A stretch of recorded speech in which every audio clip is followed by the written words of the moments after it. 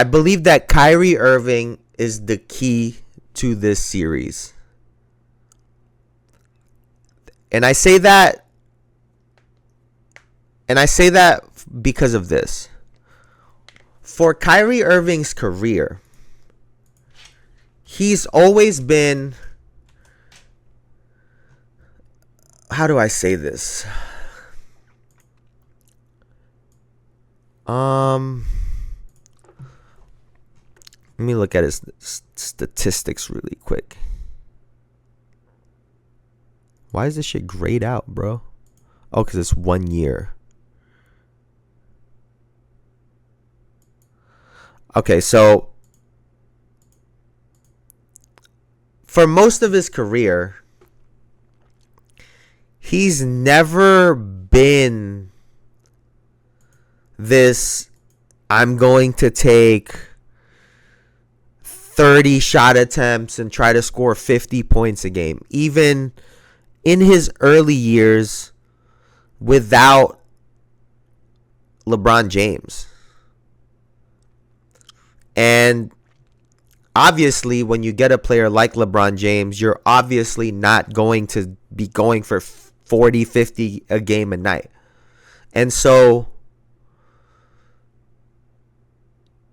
you know, like this past season, last year, you know, Kyrie has had, you know, some great seasons, averaging 27 plus, but for his career, he's a 23.6 point per game scorer.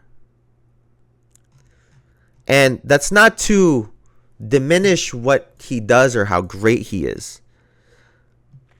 He's just never been the guy that's going to get you 30 plus a game when you need it, game in and game out. He's just never had that in him. That like Damian Lillard, Steph Curry, where like I'm just going to shoot until you can't even take it no more. They're going to shoot until the other team quits damn near. And he has never quite had that style of play. He's always made the correct play. Even with his ISOs and some of the moves that he makes, if you watch him play to play, he makes the right play consistently. And that's the great thing about him. But in a series like this, where the Boston Celtics' entire defensive game plan is based around one person, which is Luka Doncic. A player like Kyrie Irving, who is top 75, and I think he's a lot higher on that list too. Just because of the eye test, because of what we've seen him do. His stats aren't everything, right? But if Kyrie Irving were to turn a switch on for a couple of games and say, Luka, we've seen how this game looks when you score 30 plus and get a triple-double. We still lose. So what happens if Kyrie Irving becomes the person that gets 30, 35, and 7 or 8 assists? Does Boston have the ability to then shift their attention and their defense to Kyrie Irving?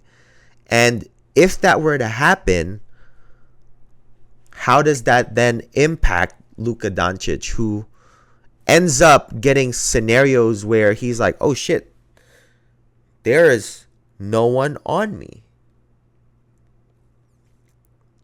Similar to what we are seeing happen to the Boston Celtics, where they are taking the ball out of Jayson Tatum's hand.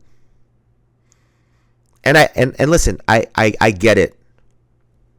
I get that Kyrie Irving has been getting double teamed on a lot of these pick and rolls, and they're playing tough defense on him, and yada, yada, yada, yada, yada.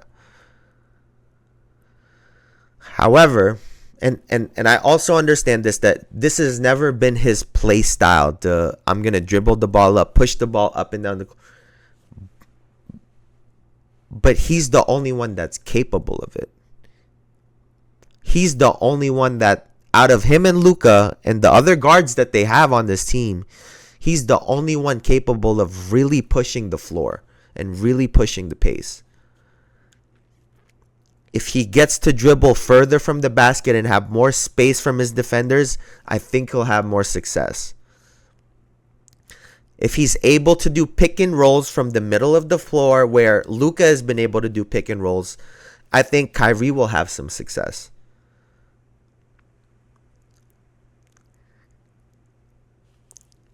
And it's almost one of those situations where you have to shift your offense to make it so this guy is basically the MVP of the series in order to win it. And I think that might be what the Dallas Mavericks need, to make this shift where Kyrie becomes the primary guy because you have that player. It's not like you're getting a random ass player to do it. The question is, can Luka play that like shadow secondary role?